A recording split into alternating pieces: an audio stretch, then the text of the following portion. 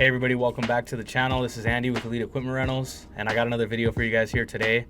Real quick, I just want to preface this video by saying it's my YouTube channel, and so I decided that I will have my Warzone footage in the background, because sometimes it's hard with finding a lot of video for a long period of time. This is easier because I could just throw this on in the background and then put up photos and stuff and still talk over it and kind of talk about what we got to talk about.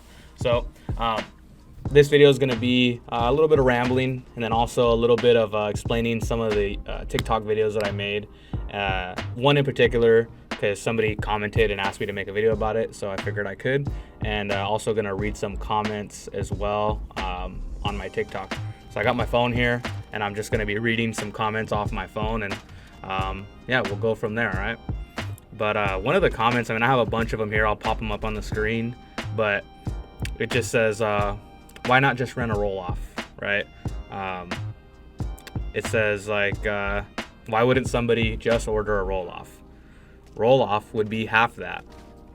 If I'm being honest, for the most part, generally speaking, roll-offs are a better deal. Sometimes you can get a 40-yard for like $800, 2 weeks probably. It's not the worst thing. Generally speaking, like we talked about in my last video, my customer isn't necessarily the shopper, right? My customer is impulsive. And also, what I do offer is more of a specialized service, and a lot of people don't want roll-offs.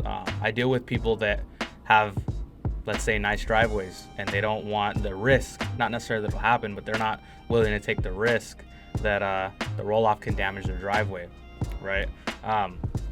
Other things that can happen are, I always say, like, working with the bigger waste management or roll-off companies, and this is the bigger companies. Any of the littler guys like me, anything sub 20 dumpsters, I'm really not talking to you.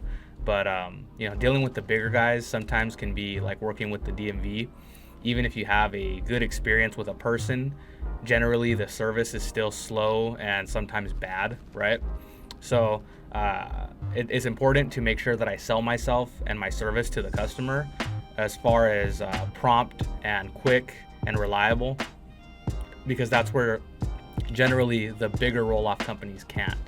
So when I can do that, normally I can help close the sale, right?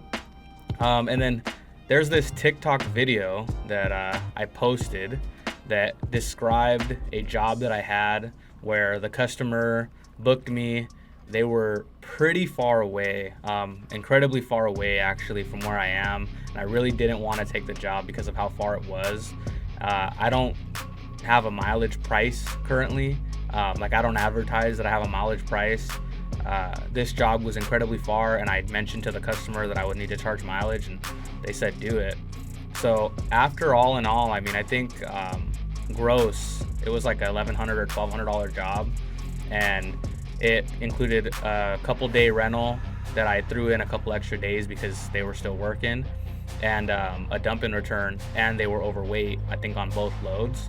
So it was worth it. It was lucrative for me, right? I think the title of this video will be, making $1,000 on one job in the dump trailer rentals or dumpster rentals, because in all reality, I basically cleared about $1,000 after they spent, $1,200 or so, because they covered all of the dump fees and they covered my fuel.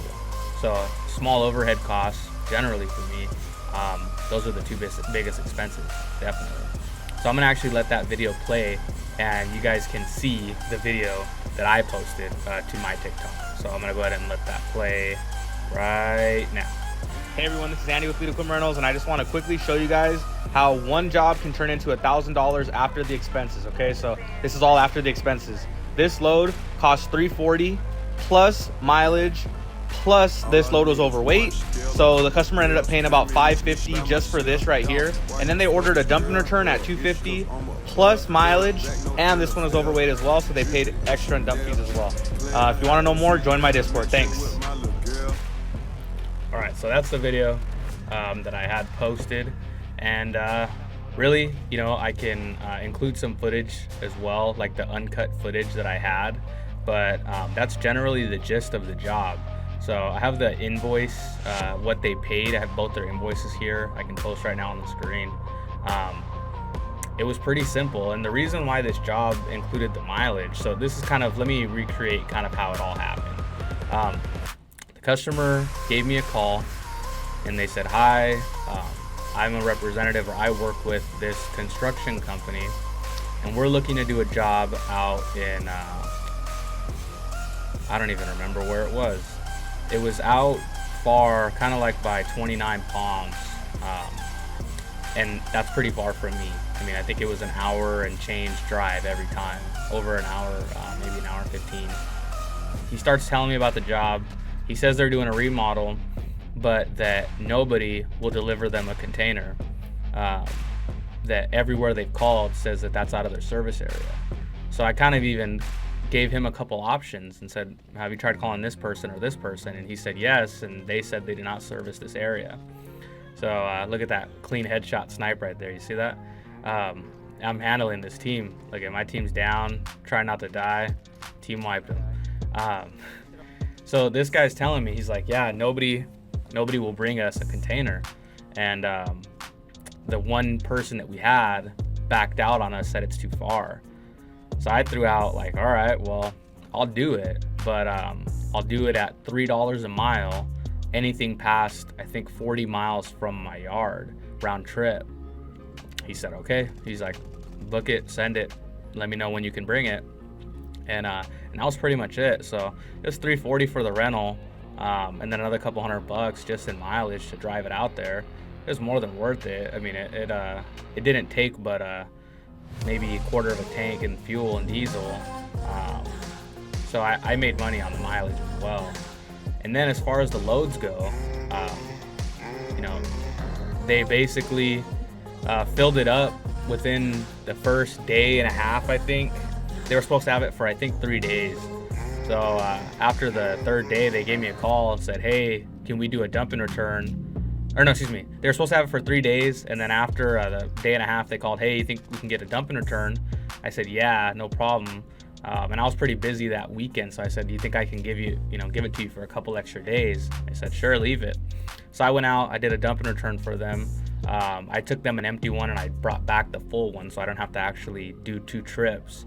And they filled it up and I went and picked it up again. And basically the way it works for me is, so I'm at $250 for a dump and return. That is the cost for me to bring you an empty one, but I don't include any more weight. So my total rental period includes 1 ton or 2,000 pounds. And then I bill at $100 per 2,000 pounds after that, no matter how many containers you get. So I think their first load was 1.5 or 1.6, 1.7. So they already owed me 60 on that container. And then the second container is all weight, and they're essentially paying double on the weight because I pay 50 a ton. So it's worth it for me, generally speaking, because again, once they start going overweight, they really start to hit into the bottom line as far as paying their own expenses, paying their own dump fees of what I have to pay. So, when we go through some of the TikTok comments and they're like, after the biggest one I get is like, after dump fees, there's no money to be made in this business. But generally speaking, I mean, I only at most lose $50 in the disposal costs.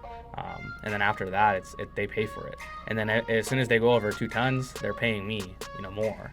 So it's definitely, it's worth it. This was a good game. This is an older match on Rebirth. I think this was way before the update. As you guys can see, I got a little new background. I'm actually in a new office, so I was able to secure a deal on getting a little building, and I plan to host some people here. I want to do a little podcast with dumpster rental people and other entrepreneurs in my area, and I just needed a space to really focus on work and not get distracted with like being home and wanting to play Call of Duty all day. So the other thing is that I like doing the live streaming. I like live streaming on TikTok or here on YouTube. So I have somewhere to do it now more professionally and kind of maybe take better care of the things that I have. So with video, as far as video goes, at least in the background, I'm the worst. I think I talked about it in another video, but I'm the worst at taking it because I really, it's pretty awkward for me. Like to bring a camera or bring my phone out in front of customers or in front of random people that I've never met, and then just say like, hey, can I record this, or just start recording this, like, you know. I'm like, hey, how's it going, YouTube? I'm just not that type of person. So instead, you know, if I can get some type of videos going in the background and then talk to you guys about questions you have, or maybe explain some stuff, that makes it way easier. And every once in a while, when I have some type of video that I can make like at the house, like I just ordered some wireless remotes for the trailers, so maybe I'll make a video about putting those in. But then again too, I mean, it's hard, you know, because basically it's like 4 wires and an antenna, you know. Sometimes it's like, is this really video worthy? You know, you got to really think like, what's video worthy and what's not video worthy. But I'm excited, you know, for all the people that have subscribed. I have a handful of subscribers on here now, and anybody that's in here right now listening to this video, I thank you, because you might know that the YouTube getting that subscriber number up is difficult. You know, the YouTube reach is nothing like the TikTok reach, and I do not promote my YouTube channel on my TikTok at all. So if you're here naturally from YouTube, thank you. And if you are here from my TikTok profile, thank you as well. But I'm really trying to see what I can do about growing organically on YouTube as well, because with TikTok, if you watched one of my videos, it put it in front of you. You didn't have a choice whether or not to watch it. If you followed me, that was your choice. But the video got put in front of you. YouTube is a little different. There's obviously the suggestion box, but it's not nearly as involved as TikTok is, right? So you have to really make sure those thumbnails and those titles are good. Anyway, getting off track. As far as, you know, the roll-offs and why I chose dump trailers over roll-offs, the simplest answer, wait, look at this real quick. Check me out. I jump on this roof, right? Dead. Okay, I don't know how he didn't die right there. Look, dead. Come on, hit my shots, and dead. Full team. Okay, team wiping cats out here. As far as, you know, why I picked the dump trailers, it's really simple. Cost of entry. I just didn't want to spend 40, 30 racks on a setup just to see if this would work on the side. I was doing this part-time, and now doing this more full-time, I still really don't want to, because I really just want to buy a hook truck. So I'll buy a hook truck or a roll-off truck, but I don't see myself buying a roll-off trailer anytime soon. And if you guys see that I bought one, just know that it was a sick deal, you know, super sick deal, because I'm not going to go buy one from a dealer. I just won't. I got a couple more questions here, so I'm gonna just answer these real quick as well, and then you know, then this video will be over. You guys can watch me take this sick win right here, and we'll call it a day. What do you do to find dump off locations? So I mean, I just searched on Google. I have 4 local landfills just in my area, and I go to all 4, and I was able to just search that on Google. And then what is the older Chevy? Is it gas or diesel? It's a gasser. It's a big block 7.1 liter 454. It's 98, one owner, 100,000 miles. It's my truck. So I'm excited, and I'm excited to do some more YouTube videos. If you guys are still here watching, just leave a comment saying I was here watching till the end and I seen you take that sick ass win. And if you guys have any questions, let me know. Thanks, and have a good one.